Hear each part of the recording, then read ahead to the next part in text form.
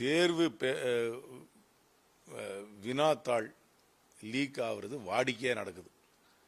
அதை நிறுத்துறதுக்கு இந்த அரசாங்கம் எந்த ஒரு நடவடிக்கையும் எடுக்கல.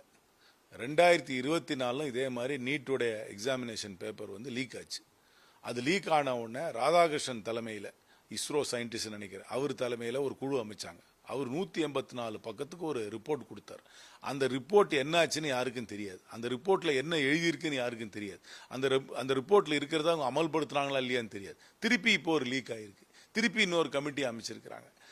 மாணவர்கள் போராடுறதுனால மந்திரி தார்மீகமாக ரிசைன் பண்ணியிருக்காரு. அப்புறம் இந்த என்டிஏ என்ற நிறுவனத்திலிருந்து சில அதிகாரிகளை இடமாற்றம் செஞ்சுருக்காங்க, பணி நீக்கம் செஞ்சுருக்காங்க. ஆனால் இதெல்லாம் இந்த சம்பவம் நடந்ததுக்கு அப்புறம் யாருக்காக நடந்தது ஒழிய இந்த சம்பவம் இனிமேல் நடக்காமல் இருக்கிறதுக்கு இவங்க என்ன செஞ்சுருக்காங்கன்னு யாருக்கும் தெரியாது.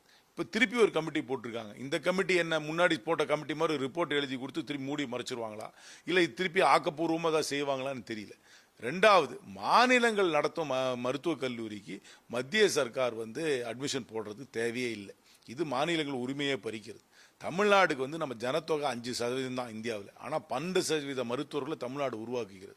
நம்மளுடைய காலேஜுக்கு நம்மளே தான் அட்மிஷன் ப்ராசஸ் போட்டுக்கணும். நான் ஸ்கூல் படிக்கிற காலத்துலலாம் 12ஆம் கிளாஸ் மார்க்கும் ஸ்டேட் கவர்மெண்ட்டே ஒரு என்ட்ரன்ஸ் எக்ஸாம் வைப்பாங்க. ரெண்டையும் கலந்து அட்மிஷன் போடுவாங்க. இதுக்கு ஒரு 50% வெயிட்டேஜ், அதுக்கு ஒரு 50% வெயிட்டேஜ். இன்னைக்கு இருக்கிற சிஸ்டத்தில் 12ஆம் கிளாஸ் மார்க்குக்கு எந்த மதிப்பும் கிடையாது. 12ஆம் கிளாஸ் மார்க்குக்கு மதிப்பே இல்லாட்டி எதுக்கு 12ஆம் கிளாஸ் எக்ஸாம் நடத்தணும்?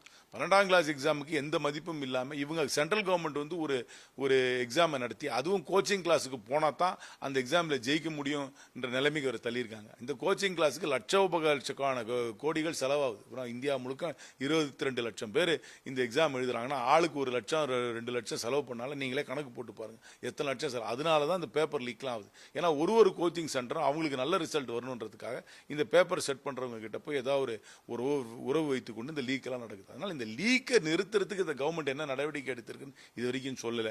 சும்மா அதிகாரிகளை மாற்றிருக்காங்க. அமைச்சர் ராஜினாமா பண்ணியிருக்காரு. 2024 நடந்த லீக்குக்கு வந்த ரிப்போர்ட்டையே அவங்க இன்னும் அமல்படுத்தலை. இப்போ திருப்பி ஒரு கமிட்டியை போட்டிருக்காங்க. அதனால் இந்த கமிட்டி என்ன சொல்ல போகுது, அந்த கமிட்டி என்ன சொல்லுச்சு, இவங்க என்ன மாற்ற போகிறாங்கன்னு நமக்கு காலம்தான் சொல்லும். ஆனால் இதெல்லாம் ஒரு பக்கம் இருக்க, மாநிலங்கள் நடத்தும் மருத்துவக் கல்லூரிக்கு மத்திய சர்க்கார் கண்டிப்பாக என்ட்ரன்ஸ் எக்ஸாம் நடத்தி ஒரு அட்மிஷன் போடுறதை ஏற்றுக்கொள்ள முடியாது. ரெண்டாவது, 12ஆம் கிளாஸை மார்க்கை எந்த வகையிலையும் கணக்கில் எடுத்துக்காம ஒரு அட்மிஷனையும் நம்ம ஏற்றுக்கக்கூடாது.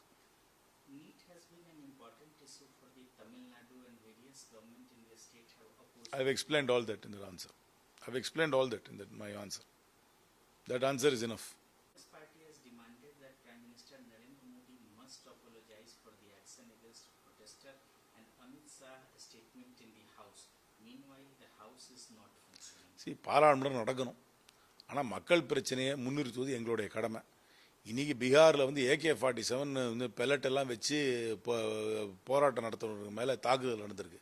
அது ஏன் நடந்ததுன்னு விளக்குறதுக்கு உள்துறை அமைச்சர் பாராளுமன்றத்தில் விளக்க வேண்டும்.